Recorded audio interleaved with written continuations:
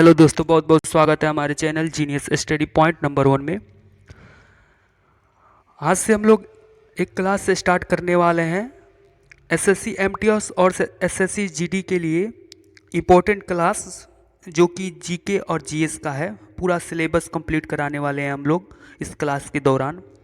तो आप इसे डेली बाय डेली देखा करिए, बहुत ही हेल्प मिलेगा। बहुत ही इम्पोर्टेंट क्वेश्चन है जो कि पिछले एग्ज़ाम के देखते हुए ये सेट किया गया है और ये आपको डेली बाय डेली मिलेगा। आप आज है हम लोग 20 क्वेश्चन लेकर आए हैं इम्पोर्टेंट।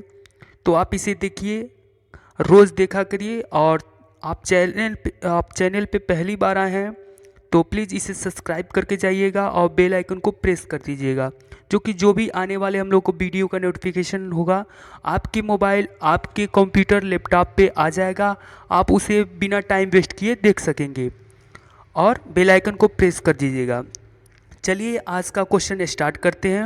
आज का पहला क्वेश्चन है, निम्नलिखित में से किस कार्य को राष्ट्रीय आय की गणना में नहीं माना जाता है? तो इसका राइट आंसर हो जाएगा सी, महिलाओं द्वारा घरेलू कार्य को राष्ट्रीय आय की गणना में नहीं माना जाता है। राष्ट्रीय आय किसी देश की उत्पादन व्यवस्था में अंतिम उपभोक्ताओं की हाथों में जाने वाली वस्तुओं या देश की पूंजीगत साधनों के विशुद्ध जोड़ को कहते हैं। ठीक है, इतना जरूर याद रखिएगा। चलते हैं अगले क्वेश्चन की ओर। अगला क्वेश्चन है, देखिए हम लोग फैक्ट भी बताने वाले हैं इस क्वेश्चन के दौरान, तो आप बहुत ही इंपॉर्टेंट क्वेश्चन है, इसे मिस मत करिएगा। चलिए दूसरा क्वेश्चन कह रहा है, उचित मूल्य की दुकानें निम्नलिखित में से किसका भंडार रखती हैं? इसका जो आपको आंसर देना है, तो देखिए पहला दिया है खदान, दूसरा दिया है चीनी, तीसरा दिया है मिट्टी का तेल। तो आपको answer A B C D में देना है, तो कौन सा आंसर सही होगा इसको बताना है आपको। तो इसका डी सही हो जाएगा। 1, 2 और 3 सभी ठीक है, खदान, चीनी, मिट्टी का तेल, ये सभी उचित मूल्य की दुकानें हैं। तो उचित मूल्य की दुकानें खदान, चीनी या मिट्टी का तेल हो सकती हैं। ठीक है, क्योंकि ये प्रत्येक व्यक्ति की खास संबंधी मूलभूत आवश्यकताओं के अंतर्गत आता है। तो इस क्वेश्चन से इतना जरूर याद रखिएगा। चलते हैं अगले क्वेश्चन की ओर।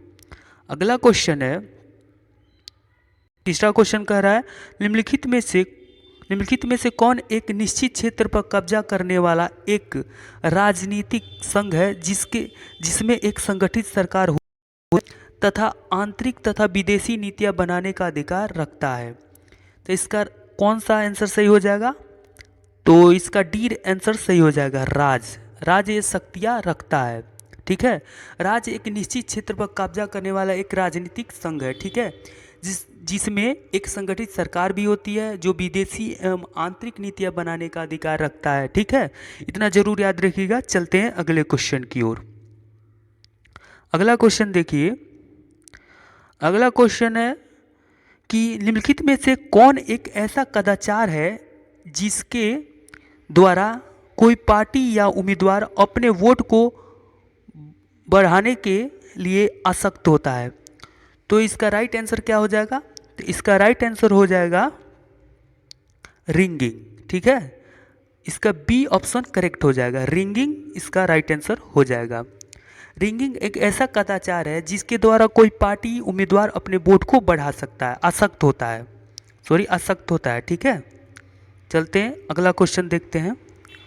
अगला क्वेश्चन है 5 नंबर का क्वेश्चन, भारतीय संविधान का कौन सा अनुच्छेद धन विधेयक की परिभाषा देता है? तो यह कौन सा अनुच्छेद है? तो अनुच्छेद 110, यानी आप जानते होंगे इसका बी राइट आंसर हो जाएगा। अनुच्छेद 110 जो है वह आपको धन विधेयक को परिभाषित करता है। किसी भी विधेयक को धन विधेयक समझे जाने के लिए कुछ महत्वपूर्ण शर्तों का पूरा होना चाहिए, और जिसमें कुछ प्रमुख हैं, किसी कर का अधिरोपण, उत्पादन, परिहार, परिवर्तन या विनिमय आदि। ठीक है, तो इस क्वेश्चन से इतना जरूर याद रखिएगा। चलते हैं अगले क्वेश्चन की ओर। अगला क्वेश्चन है, छठवां क्वेश्चन है, इलाहाबाद का पुराना नाम क्या है? आपको बताना है कि इलाहाबाद का जो पुराना नाम है वो क्या है। ठीक है, आप में से बहुत लोग जानते होंगे क्या है, तो बताइए। इलाहाबाद का पुराना नाम प्रयाग है, बहुत ही फेमस है। प्रयाग रखा गया है अभी भी, और पुराना नाम जो इलाहाबाद था, इलाहाबाद को फिर से प्रयाग किया गया है तो प्रयाग हो जाएगा, ठीक है। इलाहाबाद जो कि पूर्वी उत्तर प्रदेश में स्थित है, ठीक है। पारिवारिक नाम प्रयाग है उसका, पारिवारिक, और इसे तीर्थराज प्रयाग भी कहते हैं, ठीक है। वर्तमान में इसका नाम इलाहाबाद से हटाकर प्रयागराज कर दिया है। तो इतना क्वेश्चन जरूर याद रखिएगा, इस क्वेश्चन से इतना। चलते हैं अगला क्वेश्चन देखते हैं। अगला क्वेश्चन है 7 नंबर का, दिल्ली के किस सुल्तान ने कुछ कुछ आज की कागजी मुद्रा की तरह टोकन मुद्रा चलाई है? तो कौन से सुल्तान थे, तो इसका आपको बताना है। तो इसका राइट आंसर हो जाएगा मोहम्मद बिन तुगलक, ठीक है।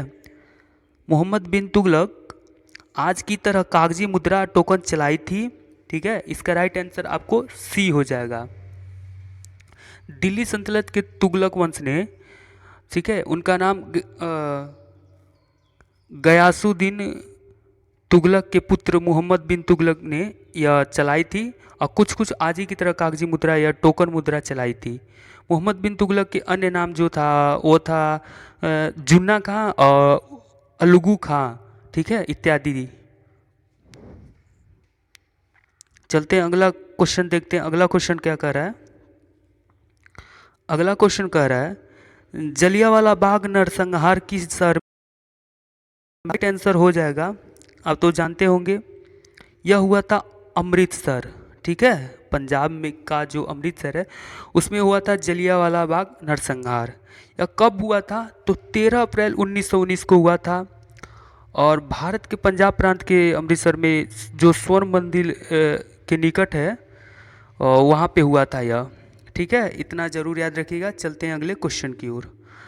अगला प्रश्न जो कह रहा है वह है बंगाल विभाजन किस वर्ष में रद्द कर दिया गया था? तो इसका राइट आंसर हम लोग का क्या हो जाएगा? 1911 में, ठीक है। 1911 में बंगाल विभाजन रद्द कर दिया गया था। और बंगाल विभाजन के निर्णय की घोषणा कब हुआ था? 19 जुलाई 1905 को हुआ था, और भारत के तत्कालीन वायसराय करजन के द्वारा की गई थी, ठीक है। और 16 अक्टूबर 1905 से प्रभावी हुआ ये, परंतु इस विभाजन के कारण उत्पन्न जो उच्च स्तरीय राजनीतिक अशांति के कारण सन जो 1911 में विभाजन को भंग कर दिया गया, ठीक है। चलिए अगला क्वेश्चन देखते हैं। अगला क्वेश्चन है 10वां नंबर का क्वेश्चन देख लेते हैं। 10वां नंबर का क्वेश्चन कह रहा है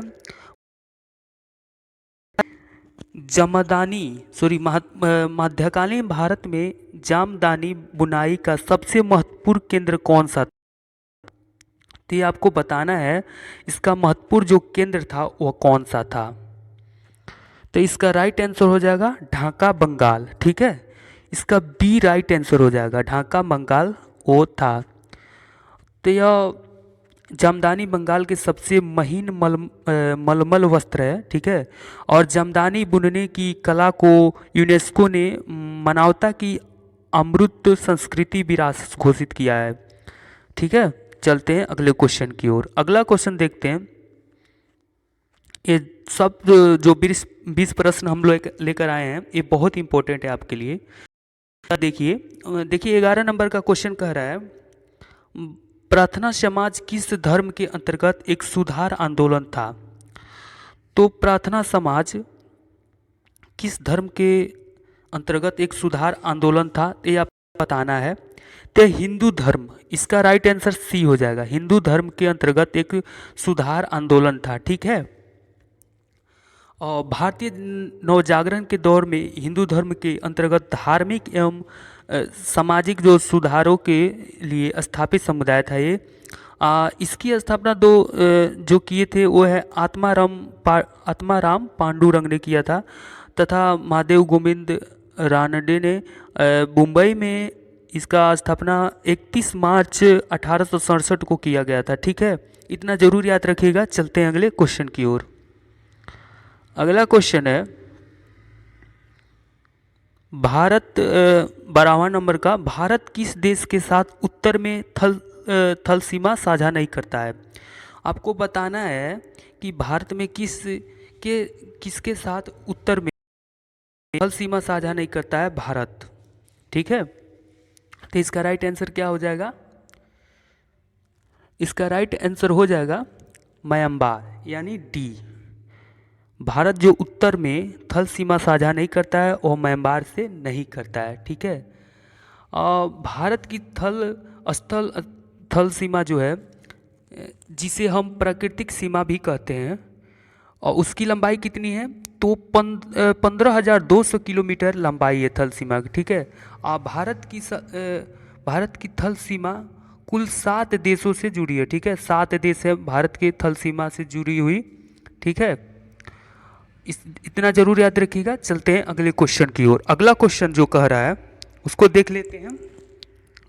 अगला क्वेश्चन है 13 नंबर का जो क्वेश्चन है, तीस्ता तथा दिहांग नदियों के बीच किस हिमालय के रूप में जाना जाता है? ठीक है, जो दिहांग और तीस्ता है नदियों के बीच जो हिमालय स्थित है, उसको उस हिमालय के किस हिमालय के रूप में जाना जाता है? जो उसका हिस्सा है, इसको आपको बताना है। तो इसका राइट आंसर क्या हो जाएगा? असम।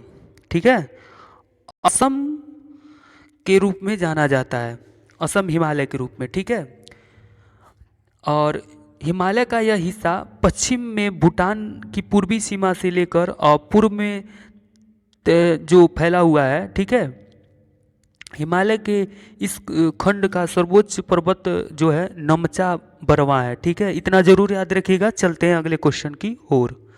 अगला क्वेश्चन है, अगला क्वेश्चन चलते हैं, अगला क्वेश्चन की ओर देखते हैं। जो 14 नंबर क्वेश्चन है वो कह रहा है, उत्तरी भारत के पंजाब के मैदानों में किसका वर्चस्व है? ठीक है, ये आपको बताना है कि किसका वर्चस्व है। तो इसका राइट क्या हो जाएगा? इसका राइट आपको 14 नंबर का, देखिए आपको कुछ टाइम दे रहे हैं, अगर आप जानते होंगे तो आप इसे बता सकते हैं। तो ये इसका राइट आंसर हो जाएगा दोआबों का। ठीक है, सी राइट आंसर हो जाएगा, दोआबों का वर्चस्व है। ठीक है, जो उत्तरी भारत के पंजाब के मैदानों जो हैं वहीं पे इनका वर्चस्व है। और दोआब दो नदियों के बीच के क्षेत्र को कहते हैं। ठीक है, और भारत में जो दोआब विशेष रूप से कहाँ पाए जाते हैं? गंगा तथा यमुना के मध्य के क्षेत्र को कहते हैं। ठीक है, दोआब। चलिए अगला क्वेश्चन देख। अगला क्वेश्चन है, अगला 15 नंबर का क्वेश्चन है, किस भौतिक और भारत मध्य एशिया की तुलना में मृदु नदियों का अनुभव कराता है? ठीक है, तो इसका राइट क्या आंसर इसका हो जाएगा? तो इसका राइट आंसर हो जाएगा हिमालय पर्वत। ठीक है, हिमालय पर्वत इसका राइट आंसर हो जाएगा। जो हिमालय पर्वत के कारण भारत जो मध्य एशिया की तुलना में मृदु सर्दियों का अनुभव कराता है। हिमालय विश्व का सबसे ऊंचा पर्वत है, ये जानते होंगे आप लोग। जो भारत के मैदान एवं तिब्बत के पठार के बीच स्थित है। ठीक है, यह एशिया की तुलना में मृदु सर्दियों का अनुभव कराता है। चलते हैं अगले क्वेश्चन की ओर। अगला क्वेश्चन देखते हैं, जो हम लोग का क्वेश्चन है 16 नंबर का। 16 नंबर का क्वेश्चन कह रहा है, भारत हाई अपने किस धरोहर के लिए जाना जाता है? भारत कह रहे हैं, बॉम्बे हाई अपने किस धरोहर के लिए जाना जाता है? तो बॉम्बे हाई या पेट्रोलियम के लिए जाना जाता है। बॉम्बे हाई, ठीक है, अपने पेट्रोलियम जो धरोहर है उसके लिए फेमस है। बॉम्बे हाई समुद्र तट से जो 165 किलोमीटर दूर स्थित तेल का एक मैदान है, जिसमें पेट्रोलियम के उत्खनन का कार्य ONGC द्वारा किया जाता है। ठीक है, इसकी खोज जो हुआ था 1965 में की गई थी, तथा इससे उत्पादन सन 1974 में प्रारंभ किया गया था। ठीक है, इतना जरूर याद रहेगा। चलते हैं अगले क्वेश्चन की ओर। जो 17 नंबर का क्वेश्चन है उसे लेते हैं। 17 नंबर का क्वेश्चन कह रहा है, एक विद्युत रूम हीटर की कुंडली कॉइल को क्या कहा जाता है? तो विद्युत रूम की हीटर कुंडली को क्या कहा जाता है आपको बताना है। तो ये 17 नंबर का क्वेश्चन है। 3 और क्वेश्चन है इसके बाद। तो इसको एलिमेंट कहा जाता है। ठीक है, इसका राइट आंसर सी हो जाएगा, एलिमेंट। ठीक है, एक विद्युत हीटर को क्या कहता है, कुंडलिकाइन को एलिमेंट कहा जाता है। इसे इंडक्टर, ठीक है, चोक या रिएक्टर भी कहते हैं। यह एक निष्क्रिय वैद्युतिक उपकरण है। ठीक है, इसमें क्या होता है, इसमें विद्युत धारा प्रवाहित करने पर जो चुंबकीय क्षेत्र के रूप में ऊर्जा का संग्रह करता है। ठीक है, चलिए अगला क्वेश्चन देख लेते हैं। अगला क्वेश्चन क्या कह रहा है, अगला क्वेश्चन कह रहा है कि सारंगी गिटार के तार में किस प्रकार की तरंग उत्पन्न होती है। तो गिटार के तार में जो बजाए होंगे वो जानते होंगे या नहीं बजाए होंगे, वो भी अगर जानते होंगे तो ठीक है, और नहीं जानते होंगे तो आप मन में इसका क्वेश्चन का उत्तर देने का कोशिश करिएगा। तो इसका राइट क्या आंसर हो जाएगा, अनुप्रस्थ। ठीक है, अनुप्रस्थ इसका राइट आंसर हो जाएगा, सॉरी अनुप्रस्थ। तो सारंगी गिटार के तार में जो उत्पन्न तरंग होती है वो अनुप्रस्थ तरंग होती है। अनुप्रस्थ तरंग उस तरंग को कहते हैं जिसके दोलन और दोलन तरंग संचरण की दिशा के लंबवत होती है। ठीक है, और उदाहरण के लिए हम समझ सकते हैं कि विद्युत चुंबकीय तरंगे, ठीक है, सारंगी के तार से उत्पन्न तरंगे। ठीक है, चलते हैं अगले क्वेश्चन की ओर। अगला जो क्वेश्चन है उसको देख लेते हैं। 19 नंबर का क्वेश्चन है, पेचिस तथा मलेरिया जैसी बीमारियां किसके द्वारा होती हैं। तो पेचिस और मलेरिया जैसी बीमारियां जो होती हैं वो किसके द्वारा होती है, आपको बताना है। अगर जानते होंगे तो मन में आप ठीक है, और नहीं जानते होंगे तो बताने का कोशिश भी करिएगा मन में। ठीक है, ये होती हैं एक कोसी प्रोटोजोआ से। ठीक है, इसका राइट आंसर हो जाएगा सी, एक कोसी प्रोटोजोआ। चलिए अगला क्वेश्चन देख लेते हैं। देखिए टाइम तो लगता है लेकिन आप समझ जाते हैं ना, तो अब बहुत ही पूछेगा। हम लोग कोई आपको वो नहीं करेंगे, हम लोग प्रॉपर तरीके से समझाते हैं आपको। देखिए 20 क्वेश्चन कह रहा है, ऑक्सीजन युक्त हवा को शरीर में लेने की प्रक्रिया क्या कहलाती है। तो ऑक्सीजन युक्त जो हम लोग लेते हैं श्वसन ऑक्सीजन, वह लेने की प्रक्रिया क्या कहलाता है, इसको आपको बताना है। तो यह कहलाता है प्रश्वसन।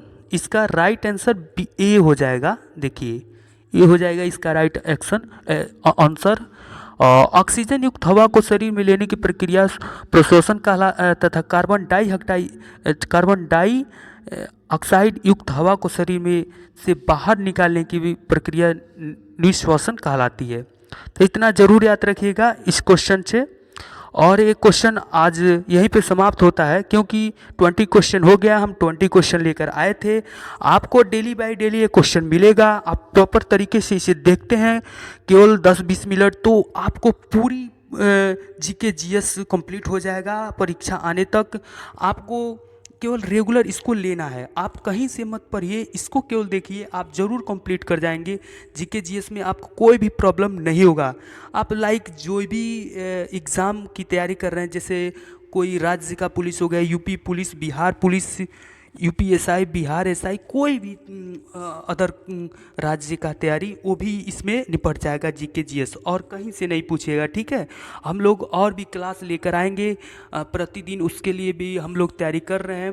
तो हमारा जो जीनियस स्टडी पॉइंट नंबर 1 का परिवार है, आपके लिए सदैव तत्पर है। आप इसे देखा करिए, लाइक करिए, शेयर करिए। ठीक है दोस्तों, धन्यवाद जो आपने हमारे चैनल को